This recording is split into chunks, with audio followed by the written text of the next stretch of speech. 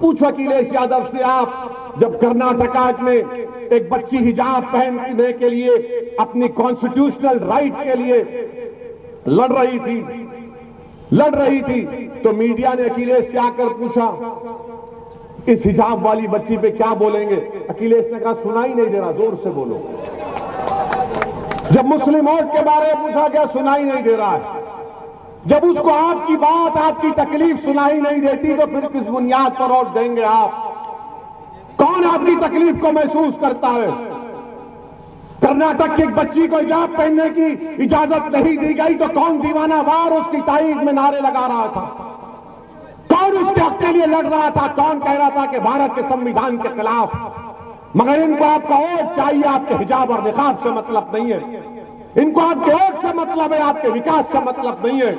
इनको आपका वोट चाहिए मगर आपकी लीडरशिप से मतलब नहीं है। ये आपको कैदी बनाकर रखना चाहते हैं।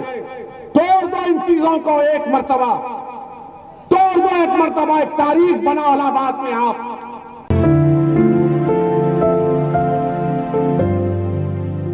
मैं अपनी जिंदगी में अल्लाह मुझे जिंदा रखेगा तो कभी ना मंत्री बनूंगा ना मुख्यमंत्री बनूंगा, ये मेरा फैसला है। मगर मेरी ख्वाहिश ये है, मेरी नीयत ये है, मेरी लड़ाई ये है कि आपकी क़यादत बने, आपका नेता बने।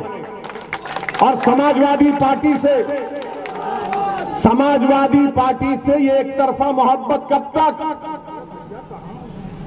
तक एक तरफा मोहब्बत करते रहेंगे आप? कभी इश्क किया अपने नौजवानों? किया है? कभी इश्क एक तरफा होता है? एक तरफा होता है? ये तो एक तरफा मोहब्बत है। अरे आप जिससे इश्क करते वो महबूब, आप उसके घर पर चले जाते और आपसे इश्क करने वाले का नाम फरहान है जो गली कूचों में फिर रहा है आपसे वोट की भीख मांगते हुए। वो अपने लिए नहीं मांग रहा है, आपकी क़यादत बनाने के लिए मांग रहा है। वो आपकी आवाज को उत्तर प्रदेश की विधानसभा में पहुंचाने के लिए आपके दरमियान में आया। कितने बड़े बड़े 5 साल में बताइए आप, CAA NPR NRC का प्रोटेस्ट हुआ, एहतजाज हुआ, 22 लोगों को गोली मारकर शहीद कर दिया गया। सुप्रीम कोर्ट के रिटायर्ड जज जस्टिस सुदर्शन रेड्डी की रिपोर्ट है कि इन बच्चों की जान लेने के लिए गोली चलाई गई। एक समाजवादी का MLA उठकर असेंबली में उठाया आवाज कि क्यों गोली मारा गया उनको? पूछिए, आप खुद पूछिए अपने आप से। और आप पर अगर एक आंच आती है तो कौन दीवाना आपके लिए लड़ता है, चाहे टीवी पर हो, पार्लियामेंट पर, रोड पर हो? उसका नाम असदुद्दीन ओवैसी है। मोहब्बत ये है मेरे भाई, मेरे इज्जतदार माँ और बहनों, मोहब्बत ये है कि आप मोहब्बत में आज फरहान की मोहब्बत में यहां पर आए। मोहब्बत का यह तकाजा है कि अगर किसी को मारने के लिए भी गोलियां चलाई जा रही है तो अपनी जान की परवाह किए बगैर आपके दरमियान में आ रहा है, आपकी बात करने के लिए आ रहा है। क्यों हम पर गोलियां चलाई गई? क्यों हम पर गोलियां चलाई गई? क्या हम कोई माफिया है? क्या हम कोई क्रिमिनल है? हम पर गोलियां इसलिए चलाई गई कि हमारी आवाज को, हमारी जबान को, हमारे पैगाम को खत्म करना चाहते थे। मगर गोलियां चलाने वाले सुन लो, जब तक मेरा रब नहीं चाहेगा तुम्हारी 1000 गोलियां मेरा बाल भी बीका नहीं कर सकेगी। मगर जब तक हम जिंदा रहेंगे इंशाअल्लाह ताला फरहान जैसे बेबाक और मुखलिस लोगों को नेता बनाने का काम करने का कोशिश करेंगे इंशाअल्लाह ताला। हमसे दुश्मनी क्यों है? हम पर हमले क्यों किए जाते हैं? हम पर हमले और दुश्मनी इसलिए किए जाते हैं कि इनको मालूम कि ये शख्स बिकने वाला है, बाकी सब बिक चुके हैं, आपके वोट का सौदा करके बैठ चुके हैं, आपके वोट का सौदा करके बैठ चुके हैं। इनको मालूम कि डराओ इनको, बीजेपी से डराओ, मोदी से डराओ, योगी से डराओ। ओवैसी आपसे कह रहा है अगर डरना है ना ओवैसी से डरो, ना प्रधानमंत्री से डरो, ना मुख्यमंत्री से डरो, ना अखिलेश से डरो, तो रब्बे कायनात से डरो। और डर की बुनियाद पर फरहान को वोट मत दो, आप उम्मीद की बुनियाद पर फरहान का साथ दो, हक की सरबुलंदी के लिए फरहान का साथ दो, बातिल ताकतों को शिकस्त देने के लिए फरहान का साथ दो, जालिमों का जुल्म खत्म करने के लिए फरहान का साथ दो, मजलूमों को इंसाफ दिलाने के लिए फरहान का साथ दो, मां और बहनों की मान सम्मान को बरकरार रखने के लिए फरहान का साथ दो। ये हमारा पैगाम है। हमारा पैगाम दूसरा नहीं है। सरकार बनाना है। अरे क्या कर लिया तुमने सरकार बनाकर? कौन सा तीर मारा तुमने? आपने अतीक अहमद को जेल में भिजा दिया, आजम खान को जेल में भिजा दिया। अब बताइए फिर क्या हो रहा है? इसके बावजूद भी अगर आप डर की बुनियाद पर वोट डालेंगे, नुकसान आपका होगा। आज जो बच्चे और बच्चियां 15 साल की हैं, 5 साल के बाद जब वो 20 साल के हो जाएंगी, वो आपसे आकर सवाल करेंगे, बताओ अब्बू, बताओ अम्मा, मेरे शिक्षा क्या क्या हुआ, मेरा नेता कौन है? तो तुम क्या जवाब दोगे? कौन है आपका नेता? बताइए आप, कौन है आपका नेता? पुकार कर बताइए, कौन है आपका नेता? नहीं मेरे भाई, मैं कह चुका हूं, मैं नेता नहीं हूं आपका, ना मैं नेता बनना चाह रहा हूं। मैं यहां पर आया हूं आपको नेता बनाने के लिए। कब तक आप गैरों के पीछे भागेंगे?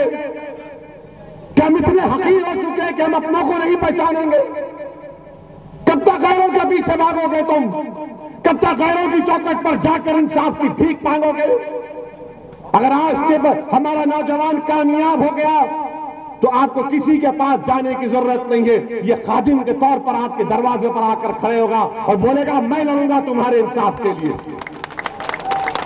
मेरे अजीज दोस्तों और बुजुर्गों, फिरका परस्ती इस मुल्क को, इस प्रदेश को हर तरफ बढ़ रही है। तो फिरका परस्ती का मुकाबला कैसे करेंगे आप? फिरका परस्ती का मुकाबला करेंगे तो आप अपनी क़यादत को बनाकर करेंगे। आपने 30-35 साल जिन पर भरोसा किया, जिन पर एतमाद किया, जिनको आपने झोली भर भर कर खैरात के तौर पर वोट किया, वो कभी आपके दरमियान में नहीं आए।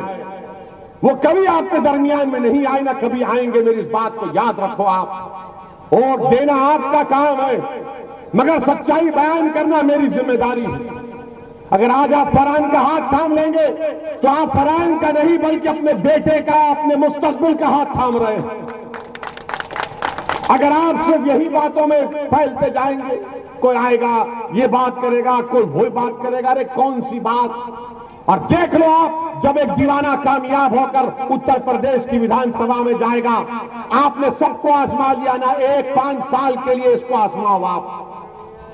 आप एक मर्तबा एतमाद के साथ उम्मीद की बुनियाद पर पतंग के निशान पर बटन दबाकर आप मंजलिस के उम्मीदवार को कामयाब करिए। मैं आपसे वादा कर रहा हूं कि आपके भरोसे को हम शर्मिंदा होने नहीं देंगे। आप यहां से इनको कामयाब करिए, आप कामयाब करिए। मैं जिम्मेदारी लूंगा, यहां पर आता रहूंगा 2 महीने में 1 मर्तबा।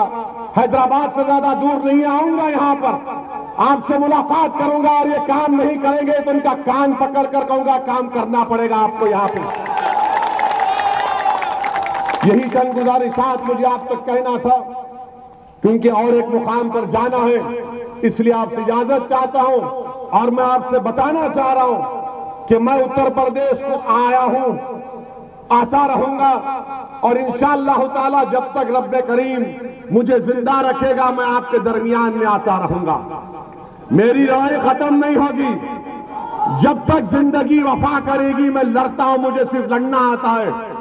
मसलियत के नाम पर बुज़दिली के मुजाहरे करना मेरी फितरत में नहीं है, नहीं है मेरी फितरत में। मेरी जबान अगर कड़वी लगती है तो इसलिए लगती है कि नाइंसाफी को देखकर बर्दाश्त नहीं होता मुझे। मेरे अजीज दोस्तों और बुजुर्गों, मेरी इज्जतदार मां और बहनों, आप एक होकर अपना एक वोट मंजलिस के उम्मीदवार पतंग के निशान पर बटन दबाकर कामयाब करे। उत्तरी से हमारे एमआईएम के एक और प्रत्याशी मोहम्मद अली साहब, उनका भी इंतखाबी निशान पतंग का है, उनको वोट डालिए। क्या इस उम्मीद पर जाऊं कि आप तमाम लोग फरहान का साथ देंगे? हाथ उठाकर जवाब दीजिए। क्या आप समाजवादी से डरकर या बीजेपी से डरकर कुछ उल्टा सीधा तो नहीं कर देंगे? और अगर दिल में डर पैदा होगा तो उस बच्ची ने क्या नारा लगाया था? क्या नारा लगाया था उसने? क्या नारा लगाया था उसने? किससे डरोगे? बस काफी है, इसी चीज को पैदा करो। डरना है तो जमीन और आसमान के खालिक से, किसी मखलूक से नहीं, खालिक से डरना पड़ेगा। ये मिजाज आपको मजलिस देती है। और जमहूरियत को मजबूत करिए, हिस्सेदारी में साथ दीजिए और पतंग के निशान पर अपने रोशन मुस्तकबिल के लिए बटन दबाकर यहां से मजलिस के उम्मीदवार को कामयाब करिए। अस्सलाम वालेकुम व रहमतुल्लाहि व बरकातहू।